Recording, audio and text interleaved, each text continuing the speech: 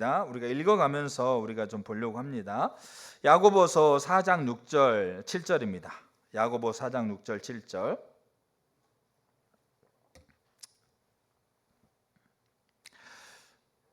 그러나 더욱 큰 은혜를 주시나니 그러므로 일렀으되 하나님이 교만한 자를 물리치시고 겸손한 자에게 은혜를 주신다 하였느니라. 그런즉 너희는 하나님께 복종할지어다 마귀를 대적하라. 그리하면 너희를 피하리라. 아멘. 우리가 지금 이렇게 공의를 심고 인애를 거두는 삶, 그리고 그 삶 안에 하나님께서 임하셔서 공의의 비를 내리시는 것을 우리가 기대하고 신뢰하면서 우리가 이 한 해를 이렇게 살아갑니다. 그래서 공의를 심고 인애를 거둔다라는 그 말의 의미를 이 야고보 사도는 행함을 그리고 순종을 강조하고 있는 것으로 표현하고 있습니다. 그래서 야고보 사도가 행함과 순종을 강조하고 있는 그 이유 네 가지, 야고보서에서 특별히 이유 네 가지를 살펴갑니다. 왜냐하면 그게 총체적인 거고요. 제가 이거를 살펴가다 보니까 뭐를 보겠냐면 그 당시에 초대교회가 어떠한 가치관과 어떠한 세계관을 가지고 삶을 살았는지가 명확하게 보이는 것 같더라고요. 그리고 이게 우리 가운데 명확하게 자리가 잡히게 되면 우리가 그 초대교회에 우리가 살아갔던 그들의 삶이 우리 가운데 실제가 되는 것이 가능하겠다는 생각이 더 드는 거예요. 이 네 가지가 이 야고보서도 행함을 강조하고 있는 총체적인 거예요. 그래서 이 네 가지를 세 가지를 우리가 살폈고 오늘 이제 네 번째 마지막 그 네 번째 이제 이 초반부만 살펴가려고 합니다. 그 네 가지가 뭐냐? 첫째가 정체성이에요. 그리고 더 자세히 말하면 정체성의 성취. 그 두 번째가 믿음이에요. 그러니까 믿음이 있느냐 없느냐, 너의 믿음이 진짜냐 가짜냐가 뭘로 이렇게 그 증거된다고요? 행함으로 증거되는 거죠. 세 번째가 하나님을 아는, 다트로서의 하나님을 아는 것이 어디서 가능하다? 하나님 말씀에, 그러니까 공의를 심고 야고보 사도가 말하고 있는 행함은 윤리를 얘기하고 있지 않습니다. 그러니까 신앙은 윤리를 포함하고 있어요. 그러니까 교회 다니고 쉽게 말해서 하나님 믿는다고 하면서 윤리적으로 엉망이다? 여러분 그거는 사실은 있을 수가 없어요. 그러니까 하나님의 주도권 안에 머물면서 우리의 삶이 언어, 행동, 습관이 바뀌게 돼 있어요. 윤리적으로 우리 삶이 성숙해지게 돼 있는 거죠. 근데 그 윤리가 내가 하나님이 주도권 안에 있다라는 것을 대변하는 건 아니에요. 그러니까 신앙은 윤리를 포함하고 있지 윤리가 신앙은 아닙니다. 근데 그럼에도 불구하고 우리가 하나님을 아는 것은 그 하나님의 그 아는 지식 다트는 우리가 하나님 말씀을 행함으로 우리가 하나님을 알게 되는 거죠. 근데 그 행함은 단순히 윤리적인 걸 의미하는 게 아니고 하나님의 주도권, 하나님의 주권 아래 머무는 삶을 얘기를 해요.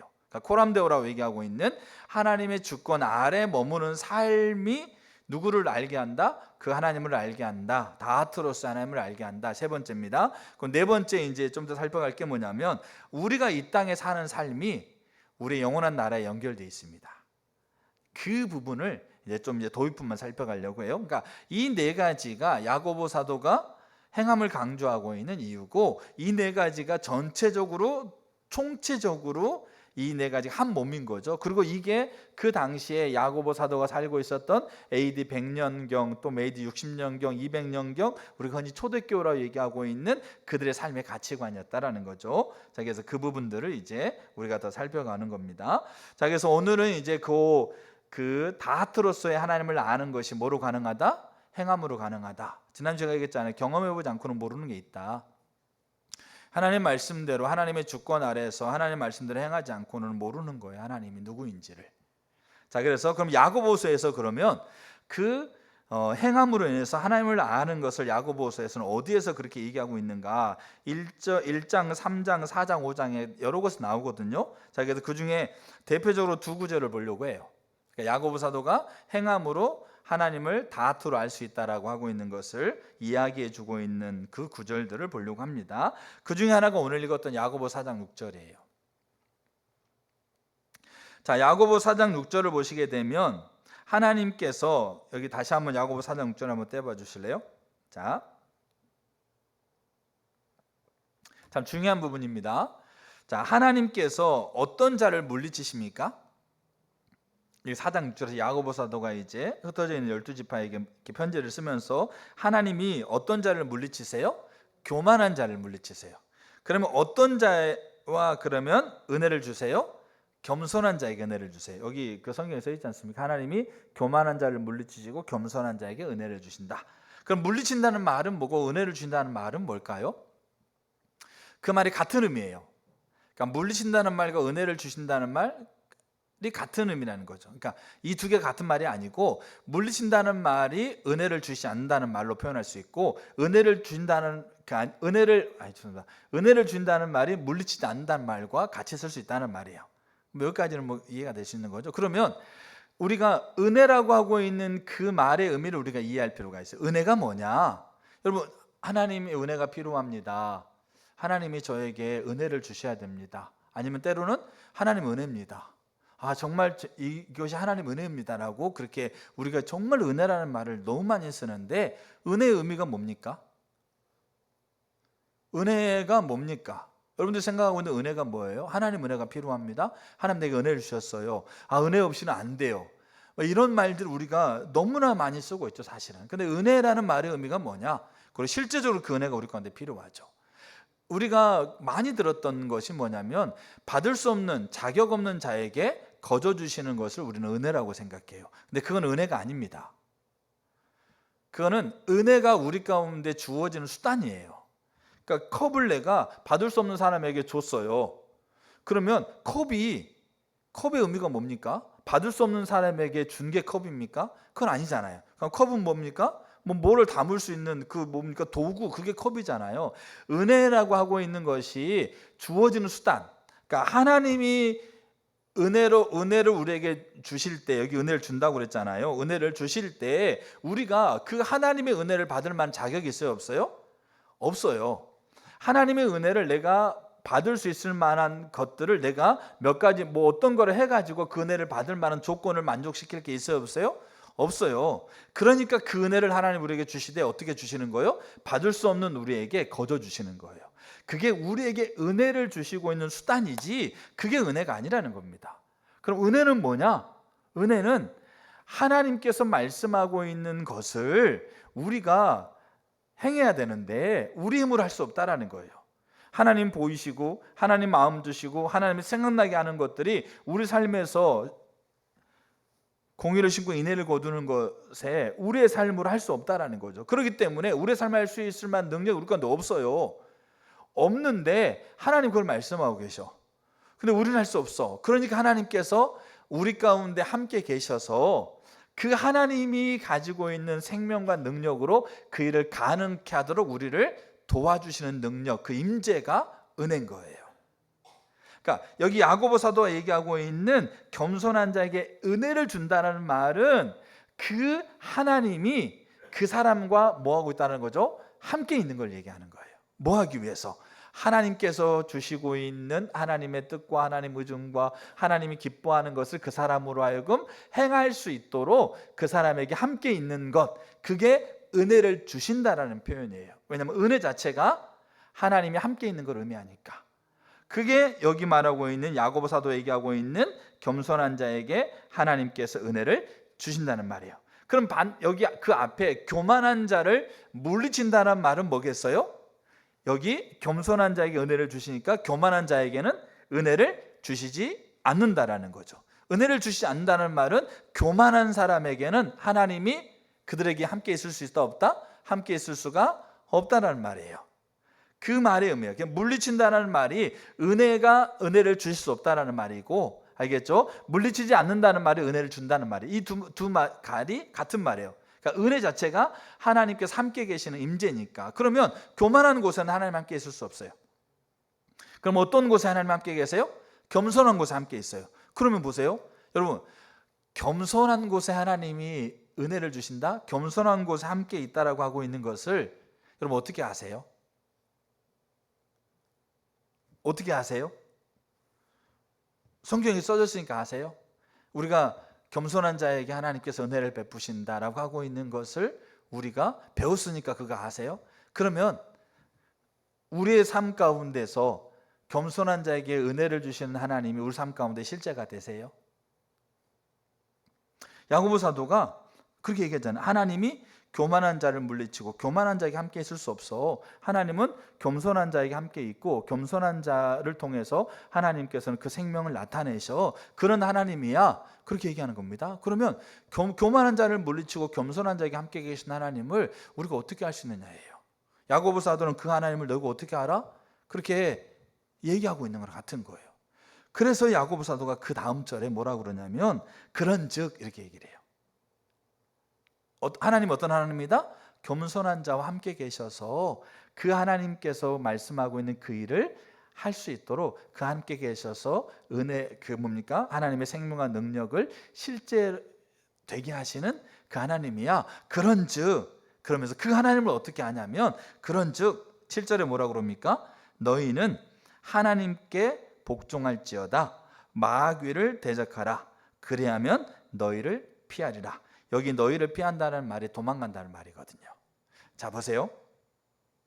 하나님이 함께 하고 있다라고 하고 있는 것을 그 은혜가 주어진다라는 것을 어떻게 알 수 있냐면 마귀가 도망가거든요. 그러니까 마귀가 우리를 참수하잖아요. 우리가 하고 있는 뭡니까? 행동이나 생각을 가지고 참수한다는 말이에요. 그리고 우리를 억압하고 우리를 누르고 우리를 규제하려고 하고 또 환경을 통해서 우리를 뭡니까? 핍박하는 것들이 그 배후에 사단이 있거든요. 요한계시록 보면 명확한데 자, 그런 가운데서 우리가 어떻게 하는 겁니까? 우리가 그 마귀를 대적해요. 그러면 그 마귀가 도망을 간다라는 거죠.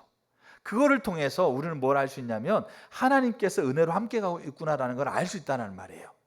자, 근데 여기까지 우리가 그래 우리가 마귀를 대적하면 마귀가 도망가. 그래서 하나님께서 은혜로 함께하고 있다는 걸 우리가 알아.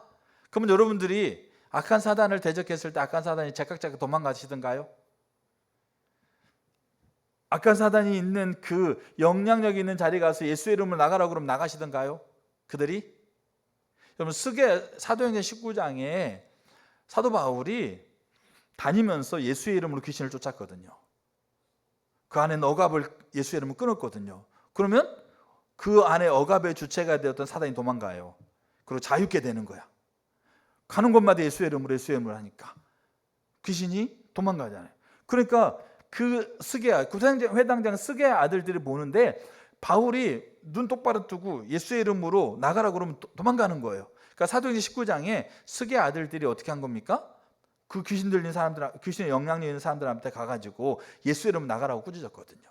사도행전 19장에. 그럼 귀신 나갑니까? 예수의 이름 귀신 나가라고 그러면 귀신 나가던가요? 아니요, 우리는 그렇게 해본 적도 별로 없어요. 사실은 진짜로 그렇게 해볼 생각도 안 해요. 실제적으로. 근데 스게 아들들이 그렇게 한 거예요. 그럼 귀신 나가느냐? 아니죠. 사도행전 19장이 어떻게 되느냐? 그 악귀가 그 귀신이 이렇게 얘기하는 거죠. 사도 바울도 내가 알고 예수도 내가 아는데 너는 누구냐? 오히려 그래가지고 그를 덮쳐요. 그래서 오히려 그대로 도망가요. 그럼 뭐가 문제느냐? 그대로 바울이 얘기하는 대로 안 해서 그랬느냐? 바울이 눈 똑바로 뜨고 벌겋게 막 째려보면서 예수의 이름 막 이렇게 그렇게 하니까 안 그랬느냐? 뭔가 내가 저 사람 뭐가 달랐나? 그랬느냐? 여러분 그게 아닌 거죠. 그럼 바울과 이 스게 아들의 차이가 뭘까요? 단 하나밖에 없어요. 하나님이 함께 계시느냐, 하나님 함께 계시지 않느냐의 차이예요.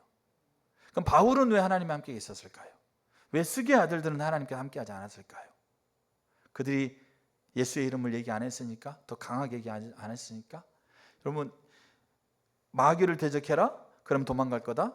그럼 마귀가 도망가는 걸 통해서 하나님께서 함께하고 있다는 그 은혜를 하나님께서 함께하고 있다는 걸 너희들이 알 거야. 그렇게 얘기하고 있는 겁니다. 근데 이거를 그 야고보 사도가 그 앞에다 이 말을 쓰고 있어요.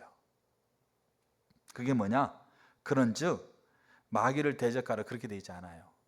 그런즉 너희는 하나님께 복종할지어다. 4장 7절에 이거를 세번역 성경에 복종하고 귀신을 대적해라. 그래야만 도망간다요. 하나님이 겸손한 자에게 은혜를 베푸는 것 우리가 다 압니다. 지식으로서 그거 모르는 분들 여기에 저는 몇 분 안 계신다고 생각해요. 그러면 겸손이 뭡니까? 겸손이 겸손한 자에게 하나님 함께 계시는데, 겸손이 뭐 교만한 자를 물리치시는데, 교만이 뭐예요? 잘난 체하는 게 교만인 게 아닌 거잖아요. 교만은 하나님을 인정하지 않는 게 교만이고, 겸손은 범사에 그를 인정하는 게 교만입니다.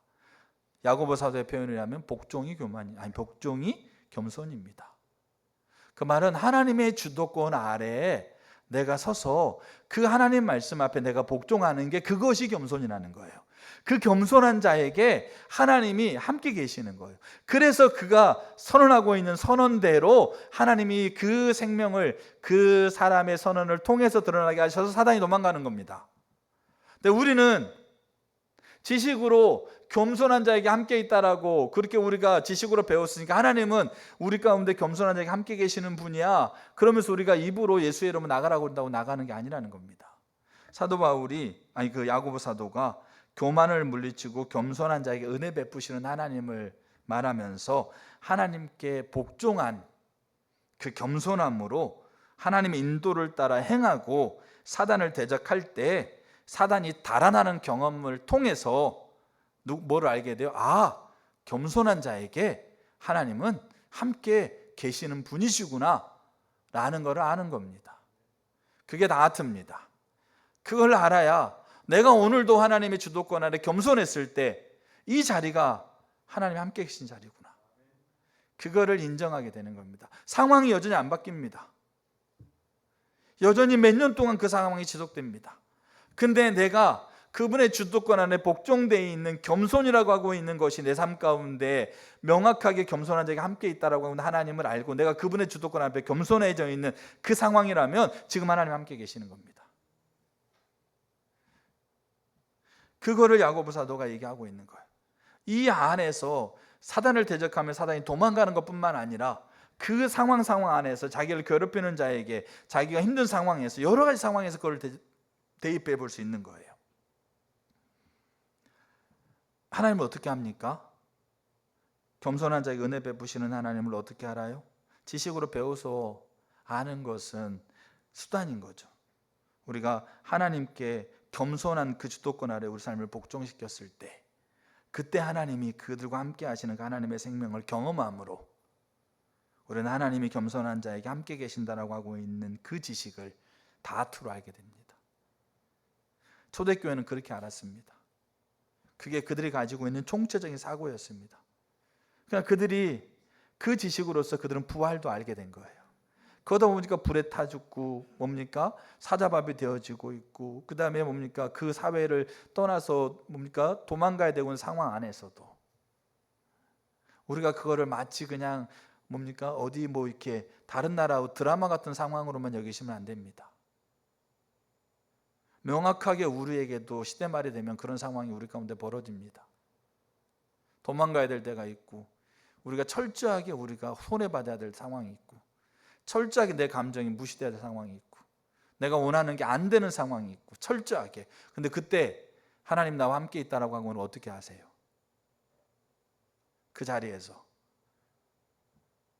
로마가 300년 이상을 지배하고 있는 그 초기에 살고 있는 이들이 그 상황에서 하나님이 나와 함께 있다라고 하고 있는 그 은혜가 내게 있다라는 걸 그들은 어떻게 알았을까요?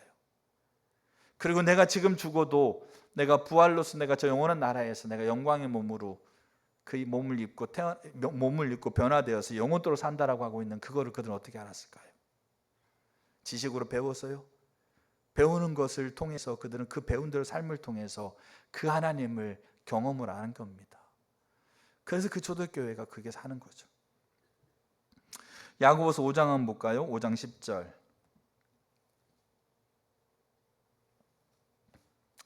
형제들아, 주의 이름으로 말한 선지자들로 고난과 오래 참음의 본을 삼으라.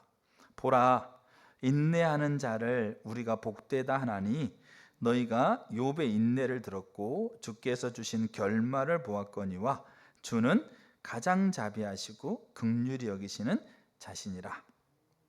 야고보 사도가 하나님을 뭐라고 표현합니까? 자비하고 긍휼히 여기는 분으로 표현하는 게 아니고 가장 자비하고 가장 긍휼히 여기시는. 그러니까 이 피조세계에 자비하고 긍휼하는 것과 비교할 수 없는 가장 뭡니까? 자비와 긍휼의 하나님이라고 그렇게 이 야고보 5장에서 그렇게 야고보 사도가 쓰고 있죠. 그러면 가장 자비롭고 가장 긍휼하시는 분을 우리는 어떻게 알 수 있을까요? 야고보 사도가 하나님은 가장 자비하시고 가장 긍휼히 여기시는 자다라고 그렇게 얘기하고 있는데 그 하나님은 어떻게 알아요? 여러분들이 하나님 자비롭고 긍휼히 여기신 분이라는 걸 아시죠? 그 하나님은 어떻게 아느냐? 야고보 사도가 거기에 그 10절에 보게 되면 주의 이름으로 말한 선지자들로 고난과 오래 참음의 본을 삼으라 이렇게 표현하고 있어요. 욥의 인내를 들었고 하나님께서 주신 결말을 내가 보았다. 그러니까 하나님이 자비롭고 은혜롭고 하나님이 긍휼히 여기시고 자비로우신 분이라고 하고 있는 것을 그들이 알 때 실제적으로 그들이 그 하나님을 아는 것이 어디서 돼 있냐면 주의 이름을 전한 선지자들을 그들이 본을 삼을 때인 거예요. 그때 하나님이 진짜 자비롭고 하나님이 진짜 긍휼하신 분이라는 그들이 안 거예요. 그게 그들이 초대교회 그들의 하나님을 알았던 하나님의 자비롭고 긍휼이 풍성하신 분이라는 걸 그들이 그렇게 안 거죠. 그럼 여기 말하고 있는 주의 이름으로 말한 선지자들이 뭐냐 이거예요. 주의 이름으로 말한 선지자들. 하나님 말씀대로 충성하고 하나님 말씀대로 그 말씀을 전하고 하나님 말씀대로 그 삶을 살아가는 가운데 그 삶에 고난이 왔을 때 그 고난 가운데서도 인내, 믿음 아래 머물렀던 사람들을 얘기를 해요. 그들을 본받는 실제적으로 그들이 살았던 삶을 그 삶을 실제로 삶을 살아갈 때 그들이 뭘 알게 된다고요? 가장 자비롭고 가장 긍휼하신 하나님을 알게 된다는 거예요. 단순히 우리가 성경 공부 시간에 하나님은 자비롭고 공의하신 분입니다. 하나님은 그 아들밖에 없는 아들 이 땅에 보내셨습니다. 십자가에 죽으셨고 그리고 부활하셔서 우리를 죄에서 구원하셨고 우리 모든 죄를 용서하시는 긍휼의 하나님입니다. 우리가 그거 많이 배우잖아요. 그러면 자비롭고 긍휼하신 하나님을 우리가 아느냐? 그럼 우리가 처해 있는 상황 안에서 하나님 여전히 자비롭다, 여전히 긍휼하시다, 그것도 가장 라고 하고 있는 것을 우리가 명확하게 그 다한테 지식을 가지고 그 하나님을 고백하고 있느냐? 여러분 조금만 어려워도 조금만 힘들어도 하나님 사랑이 어디 있습니까? 라고 다 얘기합니다. 그러면 야고보 사도는 그 자비롭고 긍휼하신 하나님을 어떻게 아느냐? 너희가 주의 이름으로 말한 선지자를 본을 받을 때 그때 아는 거죠. 그럼 여기 주의 이름으로 말한 선지자들 누구냐? 보세요. 제가 몇몇 분을 욥도 그렇게 얘기하고 있는데 몇몇 분을 제가 간단하게 예를 들어볼게요. 예레미야 선지자 같은 경우에 바벨론하고 전쟁해가지고 세 번의 큰 전쟁을 하거든요. 그래서 1차, 2차, 3차에서 바벨론과 전쟁에서 이스라엘이 패해요. 근데 그때 당시에 선지자였던 예레미야가 이스라엘 백성들에게 뭐라고 그러느냐? 우리가 바벨론과 전쟁에서는 우리가 질 수밖에 없다. 우리가 바벨론 편에 붙어야 된다. 우리가 바벨론에게 화친해가지고 바벨론의 편에서 우리가 있어야 된다. 그렇게 얘기하고 있어요. 그러니까 지금 바벨론과 전쟁에서 자녀가 죽고 형제가 죽고 친척이 죽고 있는 그 상황에서 어떻게 하는 겁니까? 바벨론을 옹호하는 그런 발언들을 하는 거예요. 누가 선지자가. 그러니까 우리 대한민국 같은 경우에는 친일파예요. 그 용납이 됩니까? 용납이 안 되죠. 친바벨론파. 대한민국 상황에서 친일파. 용납이 안 돼요. 그러니까 그 당시에 이스라엘 사람들이 예레미야를 용납할 수 있겠냐고요. 용납할 수 없어요. 그래서 어떻게 합니까? 죽이려고 합니다. 12대 뜰에 가두기도 하고 우물가에 집어넣고 죽이려기도 하고 온갖 모함을 다 하고 온갖 뭡니까? 그 악함으로 비난하고 조롱하면서 온갖 뭡니까? 그 인격을 무시하는 것들을 서슴지 않게 하는 거죠. 근데 그 예레미야가 그런 상황 안에서 예레미야가 하나님을 향해서 원망하고 그 다음에 자기를 그렇게 핍박하는 자를 향해서 분노하면서 막 저주를 쏟고 그러지 않아요. 예레미야가 누구냐? 눈물의 선지자거든요. 예레미야가 그 이스라엘을 향한 하나님의 그 마음을 품고 눈물로 기도하며 썼던 그 서신이 예레미야가예요. 그 많은 예레미야가 그렇게 하나님 앞에 하나님의 말씀대로, 그럼 예레미야가 그 자신의 의지대로 한 게 아니고 하나님의 말씀대로 하나님의 인도를 따라서 하나님의 주권 아래에서 그가 선언하고 있는 그 말씀을 은하여서 그 삶이 어떻게 되고 있어요? 그 삶이 말할 수 없는 그런 아픔을 겪고 있는 거잖아요. 어려움을 겪고 있는 거잖아요. 근데 그런 상황 안에서 그가 믿음 아래 머무른 거예요. 인내. 그것을 본받으라는 거예요. 그때 예레미야는 그 상황에서 가장 자비롭고 가장 긍휼하신 하나님을 알게 된 거예요. 다니엘 같은 경우도, 다니엘은 선지자가 아니었거든요. 그럼에도 불구하고 다니엘은 그 총리로 있었을 때 그 왕의 조소가 찍히는 걸 알고도, 그러니까 일정 기간 동안 왕 아닌 다른 신에게 절하는 사람은 무조건 사자밥이 되게 만드는 법을 왕이 도장을 찍잖아요. 그거는 다니엘을 겨냥한 법이에요. 두 총리가, 세 명의 총리 중에서 다니엘을 이렇게 끌어내리기 위한 법이었다라는 거. 다니엘 그거 알거든요. 그러면 다니엘이, 우리 성경에 다 알잖아요. 왜 사자굴에 들어갑니까? 다니엘이 전에 하던 대로 하나님 앞에 하루에 3번씩 그가 집에 가가지고 예루살렘을 향해서 그 창문을 열고 거기서 하나님 앞에 예배를 드리고 있거든요. 왕의 조소가 지키는 걸 알면서 다니엘은 그렇게 합니다. 그러면 보세요. 우리가 다니엘의 마음을 누가 몰라요? 일정 기간 동안만 그냥 그렇게 안 해도 되잖아요. 하나님 다 마음을 아시니까. 다니엘 조소의 도장에 찍은 걸 알고도 그가 전에 하던 대로, 그래서 금방 그 시간에 다니엘 어딘지 금방 알잖아요. 그럼 거기 감시만 붙여놓으면 다니엘이 거기 가서 하고 있는 거 바로 잡으면 되잖아요. 그렇게 법을 만들어놨는데 다니엘 그거 알면서, 자기를 겨냥한 법인 줄 알면서도 그는 가서 뭐 하고 있는 겁니까? 창문 열어놓고 예루살렘을 향해서 그곳에 계신 하나님 앞에 예배드리고 있죠. 그게 잡히잖아요. 그래서 사자굴에 들어가잖아요. 침례 요한 같은 경우도 헤롯이 자기 동생 빌립의 아내를 취하는, 헤로데아를 취하는 결국고 하나님의 말씀을 전하면서 감옥 가서 목배임 당합니다. 그러니까 무슨 말씀을 하냐? 지금 야고보 사도가 하고 있는 건 그거예요. 하나님이 가장 자비롭고 가장 긍휼히 여기시는 분이다. 근데 가장 자비롭고 가장 긍휼히 여기시는 분을 아는 것은 주의 이름으로 말한 선지자들의 고난과 오래 참을 본을 삼을 때, 그때 그 안에서 가장 자비롭고 가장 긍휼히 여기시는 하나님을 알게 된다는 거죠. 사실 어떻게 보면 신앙의 가장 큰 역설 중에 하나예요. 그럼 편안한 자리에서 하나님을 모르는 거예요? 그러지 않아요. 근데 야고보 사도가 강조하고 있는 바는 뭐겠어요? 그 하나님의 말씀대로 서 있는 자리에서 그가 처해 있는 어떤 환경과 상황과 상관없이 믿음 아래 머무르고 있는 것을 본받으라는 얘기예요. 알겠죠? 그러니까 고난을 얘기하고 있는 게 아니고 여기 주의 이름으로 말한 선지자들로 그걸 표현하고 있는 거죠. 그래서 하나님의 주도권 아래 머무는 삶을 살았던 자들의 삶을 본을 받을 때, 그 삶으로 너희 삶이 실제적으로 세워갈 때, 그때 가장 자비하시고 가장 긍휼히 여기신 하나님을 알게 될 거란 얘기예요.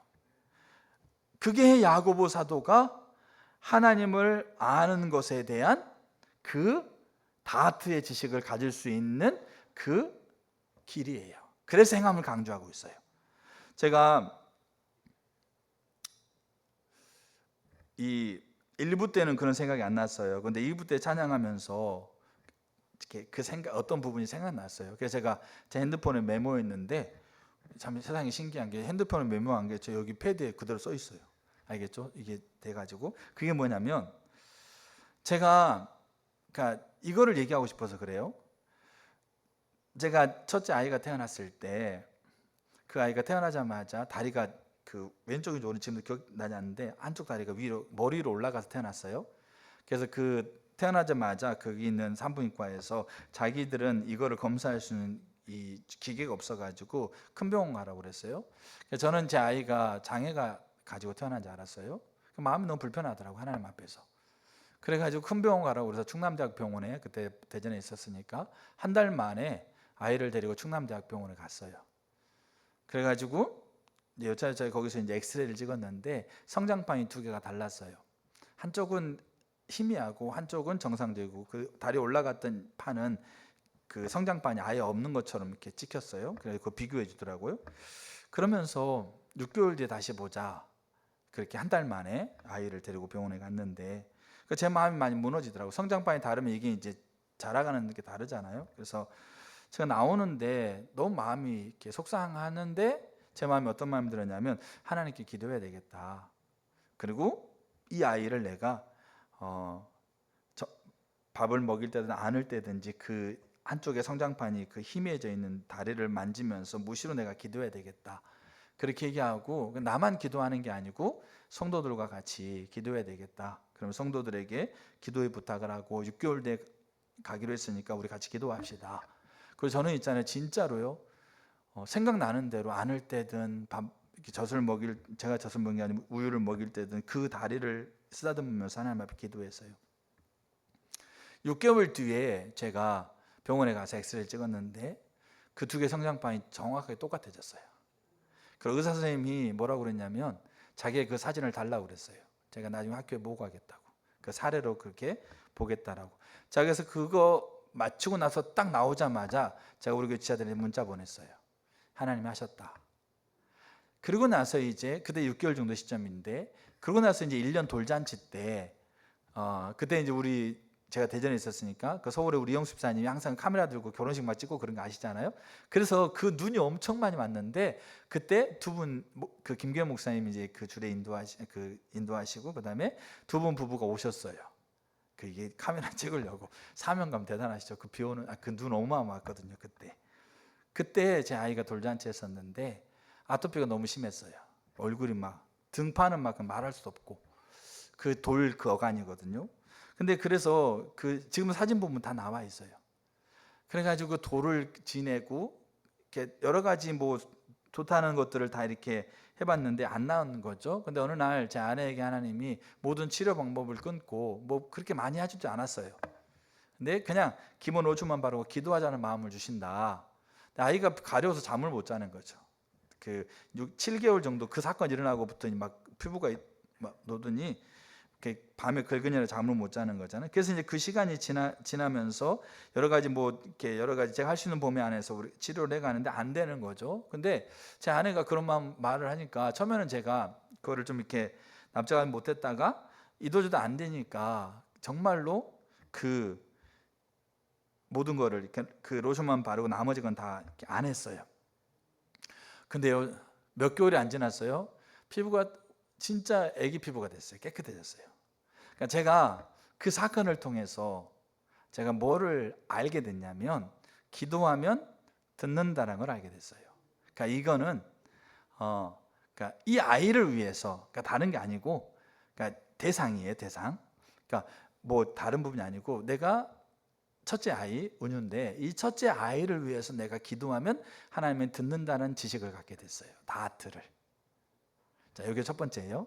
근데 제가 오늘 11시 찬양 경배하고 있는데 하나님 저한테 그거 깨닫게 해주신 부분 뭐냐면, 근데 이 지식이 제가 시간이 지나면서 그 아이를 위해서 기도하는 것을 제가 점점점 놓치다 보니까 이 지식이 저에게 지금 다트가 아닌 거예요.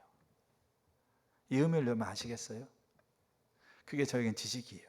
이제 관한 지식. 다시 회복하기로 하는 거예요. 무슨 말이냐? 다트로 하나님을 알아도 그게 안일해지고 그게 매너리즘 가운데서 그게 습관적이 돼버리면 그 지식은 다트가 아니에요. 그건 뭐예요? 그거는 그냥 지식이에요. 우리는 그 지식이 진짜 다트인 줄 알고 있어요. 무서운 착각이에요. 저에게 하나님이 그거 깨닫게 하시면서 하나님께서 기도하지 못했던, 바쁘다고 뭐 여러 가지 뭐가 있겠죠. 근데 제가 정말로 그거를 기도하지 못했던 그걸 하나님 보이게 하면서 그 다트가 저에게는 어느새부턴가 관한 지식이 돼버린. 근데 우리 교회 지체들이 그 상황 가운데 빠져 있는 분들이 적지 않아요. 하나님을 만났고 하나님을 알았던 다트가 그게 관념이 되고 관한 지식으로 변해버린. 그래서 겸손한 자에게 은혜를 주시고 가장 공의롭고 가장 자비하고 가장 지혜롭다고 여기는 그 하나님을 내가 지식으로 과거에 경험했는데 지금은 아무런 그 부분이 안 되고 있는. 왜? 다트가 아니니까요. 지속되지 않으니까. 그거를 내가 경험했다고 해서 거기에 내가 안주해 버리니까 거기에 내가 뭡니까? 매너리즘을 습관적으로 빠져버리니까 더 이상 그거는 나에게 다이어트가 아닌, 초대교회가요 한 번 그들이 강한 능력을 경험했다고 그래서 그들이 그거 가지고 평생 살고 있지 않았어요. 그 하루하루를 치열하게 주님의 주도권 아래 사는 삶을 통해서 가장 공의롭고 가장 지혜롭고 가장 자비롭고 가장 긍휼하신 하나님을 매 순간 매 순간 만나는 삶을 살았어요. 그래서 하나님은 자비롭구나, 하나님은 공의롭구나, 하나님은 긍휼하시구나, 이게 그들에게 다이어트였어요. 언제? 매일매일. 어디까지? 그들이 실제로 진짜 죽는 자리에서 하나님은 공의롭구나, 내가 지금 억울하게 죽는 자리에서 하나님은 가장 긍휼하시구나, 내가 지금 사자밥이 되는 자리에서. 그게 가능했던 게 뭐냐면, 그게 야고보 사도가 그렇게 강조하고 있는 행함을 통해서 알고 있는 지식이죠. 근데 그 지식이 지속되지 않으면 그 지식마저도 우리에게 관한 지식이 돼요. 정말로 저 여러분들이 다시 깨어나기를 축복합니다. 여러분들이 알고 있는 다하트의 지식이 진짜 더 강력한 다하트의 지식으로 여러분 삶 안에서 역동할 수 있도록 우리가 실제적으로 우리의 삶을, 주도권 앞에 우리 삶을 세워가셔야 돼요. 그래야 그 다하트의 지식이 우리를 강력하게 우리 삶을 주도해가는 거죠. 그렇게 되기를 축복합니다. 그게 그래서 야고보 사도가 그걸 강조하고 있는 이유예요. 자, 마지막 네 번째가 뭐냐면, 이 땅에서 우리의 삶이 저 영원한 나라로 연결됩니다. 여러분, 하나님 믿는 사람 어디 갑니까? 예수 믿는 사람 어디 갑니까? 천국 가죠. 우리는 천국 가는 건 생각하는데 가서 어떻게 살지는 생각 안 해요. 여러분, 가서 어떻게 살 것처럼 여기 있어요. 천국 갑니다. 예수 믿는 사람들은 그 하나님 나라, 영원한 하나님 나라에 가요. 백보자 심판 앞에서 우리가 이제 영원한 하나님의 그 새하늘과 새 땅에 우리가 이제 가죠. 그러면 가는 것까지는 생각하는데 가서 어떻게 사실래요? 어느 시간을? 영원이라는 시간을 가서 어떻게 사실래요? 하루는 뭐 사자랑 놀고, 하루는 뱀이랑 놀고, 뭐 이사야서에 사자와 뱀 막 이렇게 어린 양이 같이 있다고 하니까 그렇게 뭐 놀고, 오늘은 뭐 사과 따먹고, 오늘은 뭐 듣도 보지 못한 뭐 따먹고, 오늘은 뭐 이 보석 보고 저 보석 보고 이렇게 사실래요? 영혼을 어떻게 살지는 생각은 안 해요, 사실은. 저도 그랬고 가요. 근데 명확하게 천국에서의 삶이 있어요. 천국 가는 게 있고, 알겠죠? 죽음 이후의 삶이 천국이거든요. 하나님 믿는 사람은 천국 갑니다. 그리고 그 이후의 삶이 있다라는 거죠. 근데 그 이후의 삶이 어떻게 살 거냐가 이 땅의 삶과 연결되어 있다라는 거예요. 그래서 어떤 분, 제가 그런 얘기를 들어서 어떤 분이 이렇게 마지막 자녀들과, 3명의 아들인데 마지막 자녀들과 인사를 나누는 시간이 있었을 때 첫째 아들한테 인사를 나누면서 그 어머니가 굿나잇, 잘 자라 이렇게 얘기하고, 둘째 아들도 잘 자라 굿나잇 얘기하는데 셋째 아들한테 굿바이 얘기했던 거예요. 그래서 셋째 아들이 그렇게 한 거예요. 아니, 왜 형들은 다 잘 자라고 그러고 나는 왜 안녕이라고 그러냐. 뭐라고? 이 아이들은, 첫째 둘째는 나중에 내가 어디서 만날 거니까, 저 하늘나라에서 만날 거니까, 그러니까 잘 자는 거고, 너는 안 만날 거니까 안녕이라고 한다. 여러분, 그게요 성경엔 진리입니다. 이 땅의 삶이 하늘에 연결되어 있고, 그러면 이 땅의 삶이 하늘에 연결되어 있다고 한다면 우리가 이 땅에 살았던 삶이 그대로 연결되어 있는 거죠. 그 안에서 다 타버리고 영광스러운 모습, 새롭게 바뀌는 게 아니고 이 땅의 모습이, 제가 성경 구절을 좀 얘기할 텐데, 이 땅의 모습이 연결된다고 한다면, 박보영 목사님이라고 참 귀한 목사님이 계세요. 그분이, 제가 존경하는 분이 계시는데, 그분은 그 교회에 이렇게 뭐 집사님, 장로님인지 모르겠는데 그분이 설교에서 그런 얘기 하셨어요. 제가 존경하는 그분이 천국을 이렇게 하나님께서 은혜로 천국을 이렇게 다녀오게 하신, 근데 그거 한 번이 아니고 꽤 자주 이렇게 가는 분 같더래. 그래가지고 물어봐서, 가서 자기가 궁금한 걸 좀 이렇게 가서 물어봐 달라. 그래서 이 분도 내가 가면 물어보겠다. 근데 갔다 오면서 물어봤냐고 했더니 뭐 그거 물어볼 정신도 없더래.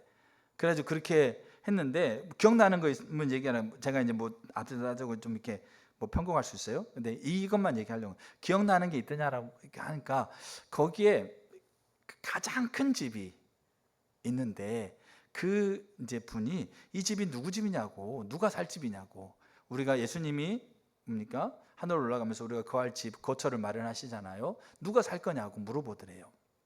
물어본 거예요.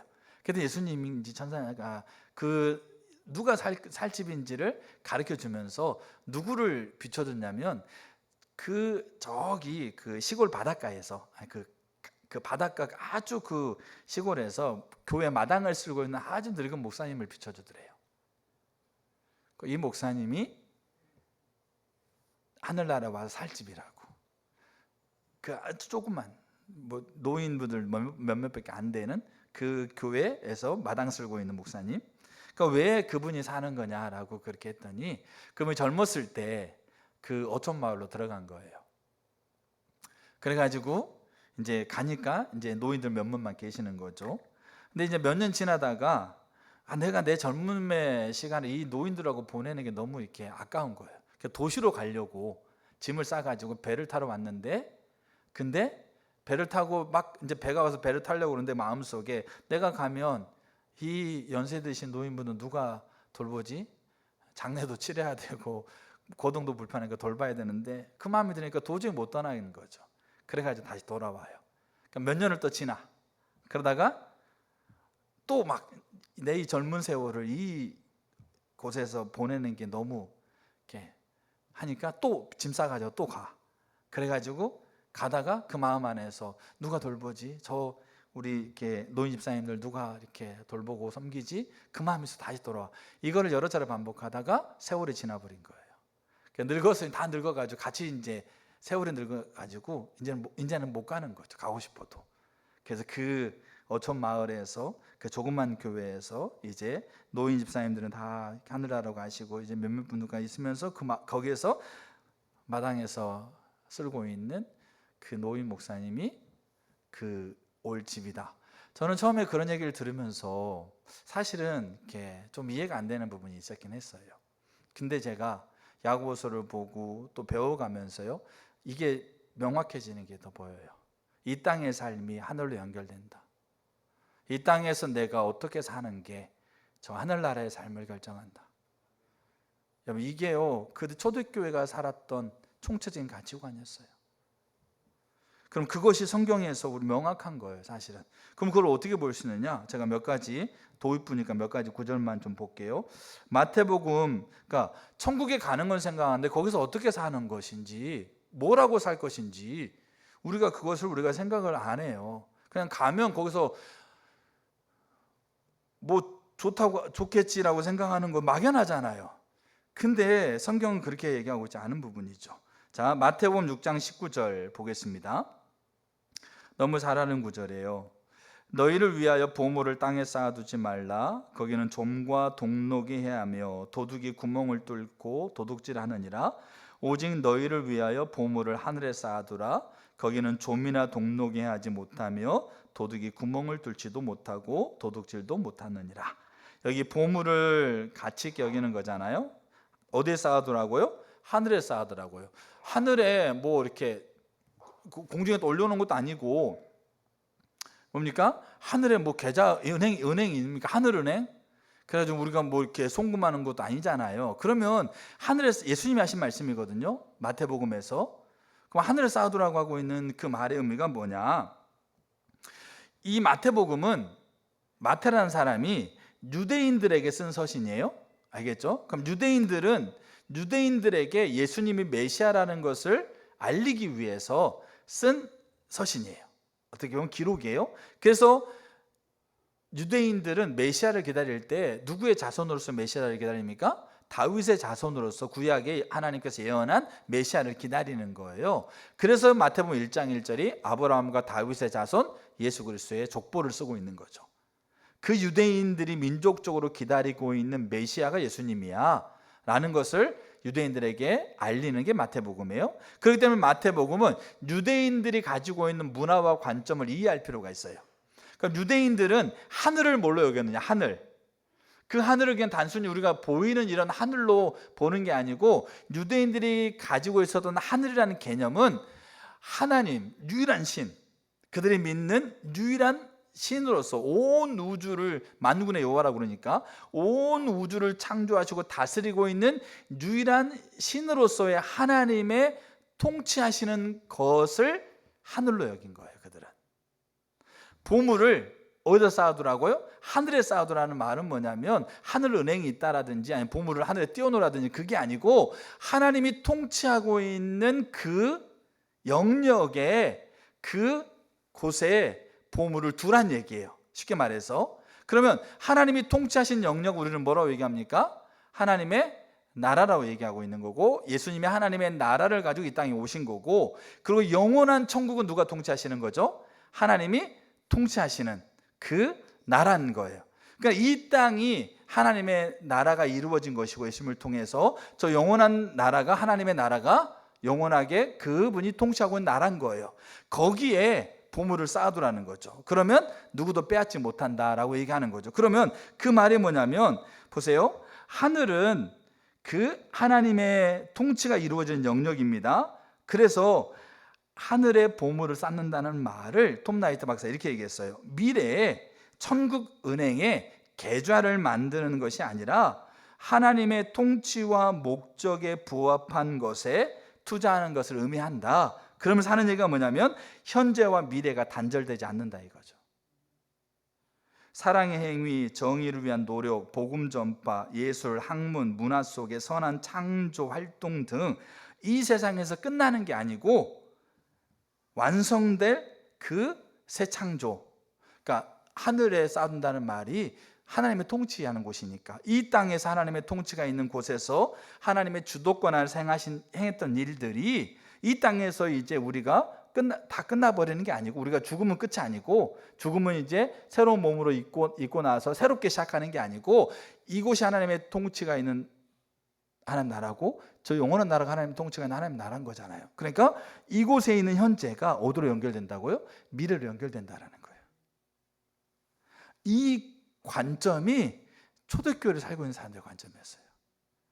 그러니까 지금 내가 하나님의 주도권 안에 있는 이 삶이 내가 그 영원한 나라에서 그 하나님과 얼굴과 얼굴 대면하면서 살아갈 그 영원한 나라에서의 삶까지 연결된다고 여기고 있는 관점을 그들은 가지고 있었다고요. 그게 예수님이 얘기하고 있는 보물을 땅에 쌓아두지 말고 하늘에 쌓아두라는 얘기예요. 자, 또 하나 성경 볼게요. 고린도서 15장 58절이에요. 고린도서 15장 58절. 그러므로 내 사랑하는 형제들아, 견실하며 흔들리지 말고 항상 주의 일에 더욱 힘쓰는 자들이 되라. 이는 너희 수고가 주 안에서 헛되지 않은 줄 알미라. 여기 고린도서 15장은 우리가 흔히 부활장이라고 얘기를 해요. 그러니까 초반에 고린도서 15장 58절까지 있습니다. 전반부에는 예수님 부활, 그 예수님의 부활을 목격했던 증인들, 그리고 중반부 후반부는 그 예수님의 부활이 어떤 의미를 가지고 있는지, 그것이 우리에게 어떤 의미인지를 바울이 설명하고 있어요. 그리고 나서 이제 마지막 절에 흔들리지 말고 견실하여서 주의 일에 힘쓰는 자가 되라. 주 안에서 그것이 헛되지 않는다고 얘기를 합니다. 그러면 이 말씀 구절은 어디에서 먼저 이렇게 의미를 찾아야 될까요? 여러분, 성경은 이 원칙이 그거예요. 문맥 아래서 의미를 찾는 거예요. 문맥을 떨어져서 구절만 가지고 얘기를 하면 그건 이단입니다. 그러니까 가장 첫 의미는 그 구절에 담겨져 있는 그 장에서, 그 성경에서 보는 거예요. 그러면 지금 이 15장 58절에 흔들리지 말고 견실하여서 주의 일에 힘쓰는 자가 되라, 헛되지 않는다라고 하고 있는 이 구절은 고 15장이라고 하고 있는 그 문맥에서 봐야 돼요. 그 문맥은 어떤 문맥입니까? 부활이에요. 부활인데 그리스도가 부활했다. 그리고 그 부활의 증인들이 있다. 그리고 그리스도의 부활은 우리에게 어떤 의미를 가지고 있다? 우리가 썩을 것을 뭡니까? 던져버리고 썩지 않을 것으로 변화되는 그 영광의 그 부활의 그 하늘나라에서 우리가 어떻게 된다는 거죠? 우리 몸이 영광스럽게 변화가 된다는 거예요. 그래서 그 영광스러운 그 하늘나라에서 우리가 영원히 살 거다. 썩을 몸을 이렇게 벗어버리고 썩지 않을 몸으로 이렇게 영광스럽게, 어떤 모습으로 변화될 건지는 이렇게 바울이 쓰고 있지 않아요. 그러나 그 영광스러운 몸으로 변화돼서 부활의 몸을 입고 우리가 영원한 나라에서 영원히 살 거다, 이렇게 얘기하는 겁니다. 그곳에서 얘기하면서 바울이 15장 58절에서 얘기하고 있는 게 그거예요. 오늘날, 그러니까 흔들리지 말고 견실하라는 말은 뭐냐면, 오늘날 부활을 믿는 사람 어리석다고 얘기하는 거잖아요. 과학적으로 부활이 말도 안 되는 거잖아요. 그런 얘기들을 막 들어요. 그 부활을 얘기하면 다 어리석다고 그래. 미련하다고 그래. 어딨냐 세상에. 그리고 예수가 죽어가지고 부활했는데 우리가 어떻게 구원받느냐? 그 말이 되냐? 막 이런 것들 얘기하면서 그게 다 어렵다고 얘기하는 거잖아요. 그런 얘기 어마어마하게 들릴 거란 얘기예요. 그리고 예수님 다시 오실 때 가까울수록 세상의 사조와 세상의 문화는 예수의 부활을 완전하게 멸시하고 무시하는 것으로 더 강력하게 진행되기 때문에 예수의 부활을 얘기하고 있는 것이 어리석은 것으로 더 강력하게 조롱을 받을 거라는 거죠. 그때 뭐 하지 말라? 흔들리지 말아라. 견실해라. 왜? 부활이라고 하고 있는 게 다 같으니까. 흔들지 말고 견실해라. 그리고 그 부활이 다 하트로서 아는 너희들은 뭐 해라? 주의 일에 힘써라. 그러니까 주님의 일이라고 하고 있는 것은 주님의 주도권 아래서 있는 모든 일들을 가리킵니다. 그래서 우리가 비전을 따라 사는 게 너무 중요한 부분이에요. 그 일에 힘써라. 그러면 어떻게 하겠다는 거죠? 너희가 그 힘쓴 일들이 그 영광의 몸을 입고 너희가 변화되어져서 그 영원한 나라에 갔을 때 그때 다 사라져버리는 게 아니고 여기 헛되지 않는다. 알겠죠? 그 일들이 그 나라에 어떻게 하는 겁니까? 새하늘과 새 땅에 헛되어서 헛되다는 건 싹 없어지는 거잖아요. 싹 없어지는 게 아니고 그 영광의 나라에 남아있을 거라는 거죠. 새하늘과 새 땅에. 그게 바울이 얘기하고 있는 고린도서 15장 58절이에요. 우리의 삶이 어디에서 연결된다고요? 저 하늘나라에 연결돼요. 그 하늘나라에서 우리가 살아가는 삶을 결정하는 거예요. 그래서 이 땅의 삶이 그래서 중요한 거예요. 하나님 백성으로 살아가는 삶이 그래서 중요한 거예요. 마지막 성경 구절 하나만 더 볼게요. 자, 요한계시록 21장 23절. 그 성은 해나 달의 비침이 쓸데없으니 이는 하나님의 영광이 비치고 어린 양이 그 등불이 되심이라. 만국이 그 빛 가운데로 다니고 땅의 왕들이 자기의 영광을 가지고 그리로 들어가리라. 낮의 성문들을 도무지 닫지 아니하리니 거기에는 밤이 없음이라. 사람들이 만국의 영광과 존귀를 가지고 그리로 들어가겠고 무엇이든지 속된 것이나 가증한 일 또는 거짓말하는 자는 결코 그리로 들어가지 못하되 오직 어린 양의 생명책에 기록된 자들만 들어가리라. 여기 그 성은 새하늘과 새 땅이 이루어지고 있는 그 하나님의 나라를 얘기합니다. 그 나라에 누가 들어가요? 그 나라에 생명책에 기록된 자들만 들어가요. 그러니까 예수 믿는 자들만 그 성에 들어가요. 그 성은 빛이 뭡니까? 해와 달이 필요 없어요. 왜냐하면 하나님이 빛으로 밤이 없어요. 하나님 빛으로 계속 영원한 나라는 빛으로 계속 비춰질 거니까 밤이 없고 어둠이 없어요. 근데 거기에 들어가는 조건은 그거예요. 생명책에 기록된 자들. 쉽게 말하면 예수 이름 믿는 자들. 근데 그들이 들어가요. 그거는 그 생명책에 기록된 것이 들어가는 조건이에요. 근데 조건인데 들어갈 때 성경 뭐라고 그래서 그들이 뭘 가지고 들어가요? 성경에 보게 되면 땅의 왕들이 자기의 영광을 가지고 들어가요. 거기에 사람들이 만국의 영광과 존귀를 가지고 그리로 들어가는 겁니다. 땅의 왕들이, 그러니까 들어가는 조건은 그것들을 뭘 많이 가지고 뭐 많이 있고 없고가 아니에요. 그게 들어가는 조건 자체가 아닙니다. 왜? 그렇게 해서 들어갈 수 있는 게 아니고 생명책에 기록되는 예수 믿는 것을 통해서 거기에 들어가는 거죠. 근데 들어갈 때 그들은 뭔가를 가지고 들어간다고요. 뭘 가지고 들어가느냐? 자기 영광을 가지고 들어가요. 그러니까 자기 영광은 그 많은 신학자들이 이 땅에서 하나님의 주도권 안에 살았던 삶, 나중에 제가 다음 주 나누겠지만 야고보 사도가 1장 12절에서 시험을 참는 자는 복이 있다. 이들에게 하나님께서 예비한 생명의 면류관이 주어진다고 그랬거든요. 근데 이 생명의 면류관을 성경에 바울은 의의 면류관이라고 표현되어 있고 베드로는 영광의 면류관이라고 표현되어 있고 그 다음에 요한은 이거를 생명의 면류관이라고 표현되어 있고 4장에서는 금면류관이라고 표현되고 있어요. 근데 그게 다 어떤 부분에 연결되어 있어요. 그걸 제가 다음 주에 나눌게요. 그리고 야고보 사도가 가지고 있는 그 위치, 야고보 서신의 그 초기 서신이라고 하고 있는 것을 보면, 그러니까 야고보 그건 빼고, 자 그들이 뭐 하냐면 하나님의 주도권 아래 살았던 그 삶이 하나님이 칭찬하시는 그들의 영광이라는 얘기예요. 그걸 가지고 들어가요. 그리고 그거 가지고 영혼을 살아요. 그래서 역사 속에 창조해낸 선하고 아름다운 가치들, 그 인간이 보기에 뭐 이렇게 아름다운 그걸 얘기하는 게 아니고 하나님의 주도권 아래에 있는 그 삶을 얘기해요. 그 주도권 아래에 있는 삶을 통해서 맺혀진 열매를 얘기하는 거거든요. 그걸 가지고 새 예루살렘, 하늘 장막이 이 땅에 내려오졌을 때 새 하늘과 새 땅으로 그 하나님의 영원한 나라에서 그걸 가지고 들어갑니다. 그 말은 이 땅에서 그들이 하나님 앞에 섰던 그것들이 영광이 되어져서 그 나라에 가지고 들어가는 거죠. 그래서 성경은 드라마라는 책에서 그리스도인들이 세상의 정치, 경제, 교육, 예술, 직장 생활 속에서 정직하고 탁월하게 일구어내는 모든 선한 열매들, 여기 정직하고 탁월하게 일구어낸다라는 것은 공의를 심는 걸 얘기합니다. 단순히 윤리적인 차원만 얘기하는 게 아닙니다. 왜? 생명처에 기록된 자들이 들어가는 거예요. 생명처에 기록되지 않는 자들은 아무리 탁월한 열매를 맺어도 들어갈 수가 없어요.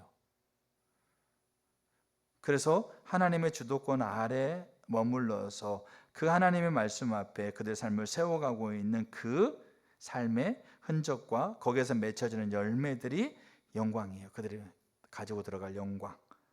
그래서 그 열매들은 장차 도래할 하나님의 나라에 새겨질 것들입니다. 따라서 성도들이 세상 속에서 문화 변혁을 위해 흘리는 땀방울은 허무하게 사라질 것이 아니라 미래의 하나님 나라와 종말론적인 연속성을 가진다. 제가 이 부분이 저에게도 명확해져 가고 있어요. 너무 감사한 부분이에요. 사실은 저에게는 개인적으로. 그래서 오늘 내가 하나님의 주도권 아래에서 내 삶이 세워져 가고 있는 이 삶이 저 하나님 나라에 연결된다라고, 그 하나님 나라에 내가 가지고 간다고 생각하니까 이 가치관에서 그 초대교회가 그 삶을 살았구나. 그게 그들에게는 마지못해 사는 삶이 아니고 이거 안 하면 벌 받을 것 같아서 내가 왜 이 삶을 살아야 돼? 너무 힘들어. 야, 신앙이 이런 거야? 교회 다니기 이런 거면 나 이거 안 해. 이런 게 아니고 오늘 대다수의 사람들이 하나님을 믿는다는 것이 얼마나 힘들게 여겨지는 건지, 세상에서 하나님의 백성을 살아간다라고 하고 있는 것이 얼마나 그게 불합리하게 보이면서 그거를 차라리 내가 안 하는 게 더 편하지라고 생각하는 그 상황에서 이 초대교회가 이 네 가지의 가치관을 총체적으로 가지고 그 삶을 대했다고 생각했을 때, 그래서 저는 바울이 인색함으로 억지로 함이 아니구나, 내 목숨도 조금 더 귀한 것을 여기지 않는구나 라고 하고 있는 그런 말들이 그렇게 가능하겠구나. 저는 아직까지 그렇게까지는 하지 못하는 부분들이 있다 하더라도 그게 너무나 막연해 보이는 게 아니에요. 너무나 그냥 어디 뭐 이렇게 이솝우화 같은 그런 얘기가 아니고 이게 가능한 거구나, 이게 되는구나, 그게 더 보이는 거예요. 이 네 가지가 총체적으로 내 삶 안에서 명확하게 내 삶 안에서 더 자리가 잡히고 다트가 되면 저는 달라지겠죠. 더 많은 부분들이. 그래서 오늘은 그거예요. 지난주에 이어서 야고보 사도가 순종을 강조하는 것은 순종을 통해서 하나님을 알게 되어 있습니다. 그리고 마지막 네 번째, 다음 주에 제가 야고보서를 제가 볼게요. 이 땅의 삶이 저 하나님 나라로 연결되어 있습니다. 여러분들 뭘 가지고 가실 겁니까? 진짜로. 그래서 바울이 그렇게 얘기하죠. 그 나라 앞에서 하나님의 불에 다 태워질 건데 아무것도 안 남는 사람들은 부끄러운 구원을 받을 거다. 또 슬피 울며 이를 갈미 있을 거다. 성경은 우리가 다 이해할 수 없어요. 성경을 다 판단할 수도 없고 해석할 수도 없어요. 근데 성경에 나와 있는 대로만 받으면 돼요. 그러면 부끄러운 구원도 있을 거고요, 슬피 울며 이를 갈미도 있을 거고요. 그리고 그 영광, 자기 영광을 가지고 가서 그 영광대로 거기에서 살아갈 것도 명확하게 있을 거예요. 그것을 성경에 말씀하신 것을 받아들이고 그거를 신뢰하고 믿고 그걸 토대로 살아가는 것이 가장 안전합니다. 저 여러분들이 가지고 있는 그 하나님의 주도권 안에 있는 그 삶이 영원한 나라에 연결되고 여러분의 영광으로 하나님께서 우리에게 주실 관으로 우리 가운데 예비되고 있다는 것을 꼭 여러분들이 기억하시고 우리가 하나님의 주도권 안에 더 삶을 세우시기를 축복합니다. 그리고 그래서 우리가 그런 은혜가 있기를 축복하고 야고보 사도가 그런 의미에서 행함을 강조하고 있고요. 그런 것들을 제가 다음 주에 더 이렇게 좀 자세하게 나누도록 하겠습니다. 우리 이렇게 찬양팀 나오셔서